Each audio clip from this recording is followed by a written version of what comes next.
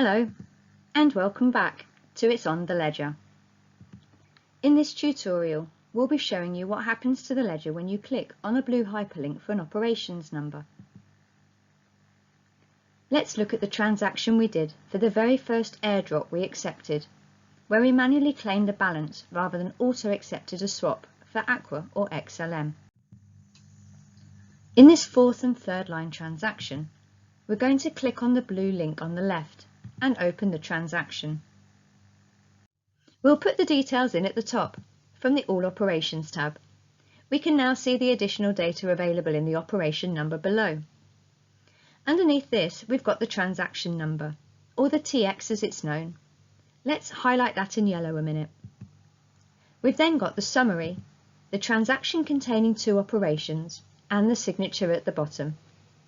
But before we look at all of that, we'd like you to use your imagination here a little. We'd like you to think of the transaction being put into an envelope and it being sent to its destination, because that's exactly what these transactions are. All the information for that transaction literally gets put into an envelope. It's called an XDR envelope, and then it's sent to the recipient. XDR, by the way, stands for External Data Representation. And as a side note, how cool is this on Wikipedia? The stellar envelope, the region of a star that transports energy from the stellar core to the stellar atmosphere. You're going to love this next bit. In our network, the stellar core is a program used by the nodes to stay in sync, as they work together to agree the validity of the transaction sets and to apply them to the ledger. Stellar core implements the stellar consensus protocol, and once the nodes reach consensus, the transaction is set and updated to the ledger. These updates happen every 3 to 5 seconds. There's one last thing below, the common envelope. It's a gas that contains a binary star system. I mean, talk about galactic. Okay, let's go back to the ledger. This particular signer is the one for the IOTL account on this one transaction. The signature details will change each time you sign something, and rather than using a pen and paper, this is a digital signature on the ledger. You make a signature when you click on the button in your Stellar wallet to confirm a transaction, like a trade or a payment or a trust line, and each transaction can have up to 20 signatures on it. Okay, let's look at these two operations in the middle. We'll pop this part of the airdrop in as well, as this number here matches this part of the operation below. The same as this operations number matches the operations number at the top. Let's have a look at this summary.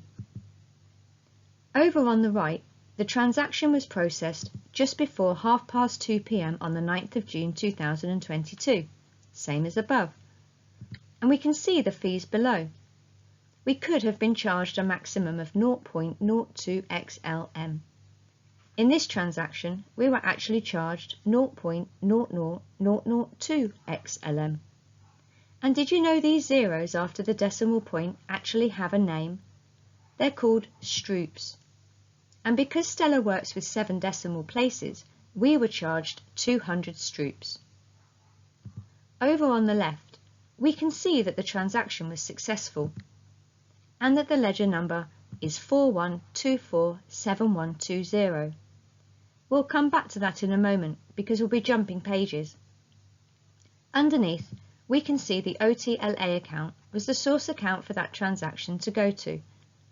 Each transaction has a sequence number entered into the ledger, and upon completion the transaction sequence number increases in increments of 1. Let's go back to this ledger number 41247120, and then we'll move on to the yellow writing at the top. This time we're going to right click and open the link in a new tab so we don't lose the page that we're looking at. When the page loads, we can see the same ledger number here at the top.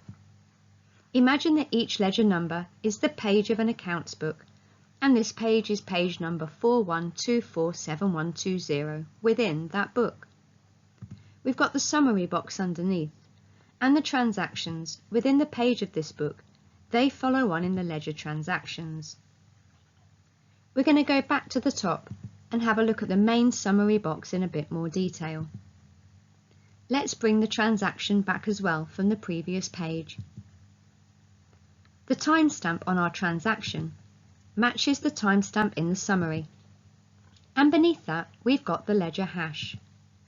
This is very similar to the transaction hash we spoke about a minute ago, except it is for this page on the ledger and not the individual transaction within this page.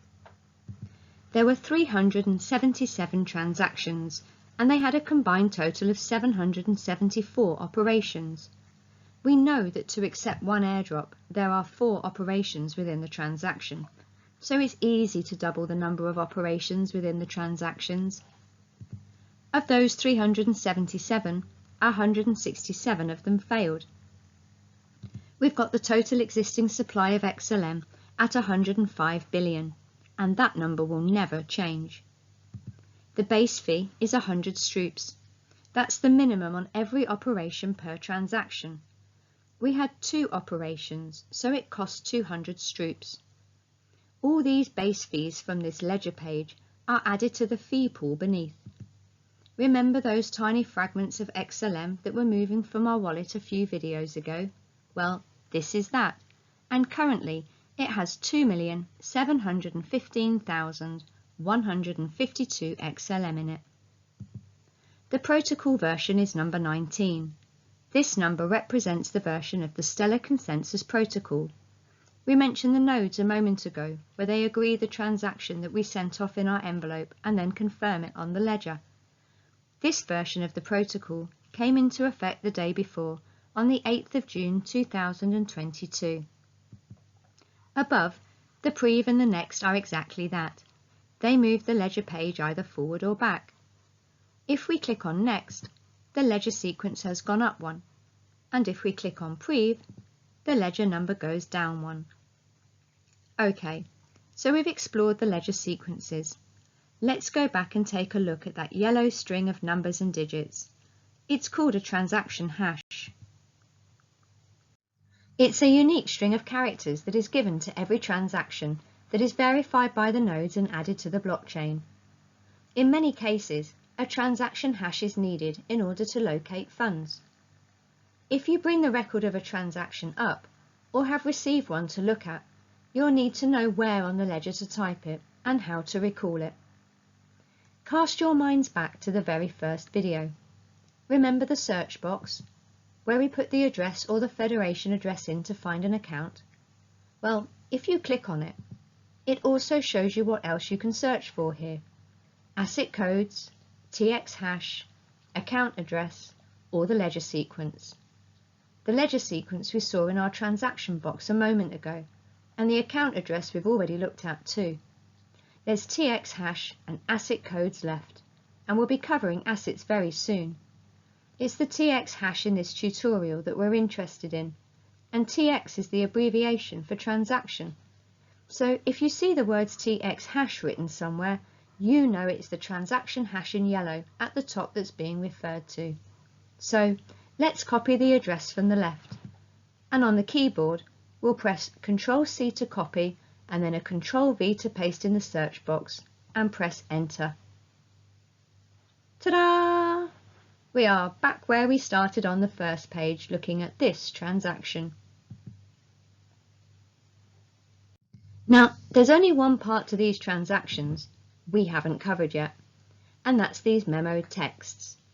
This is because it's in a new part of the ledger that we haven't even looked at yet. There are a few other cool things to show you in this section too, so we'll be covering that next because it's on the ledger.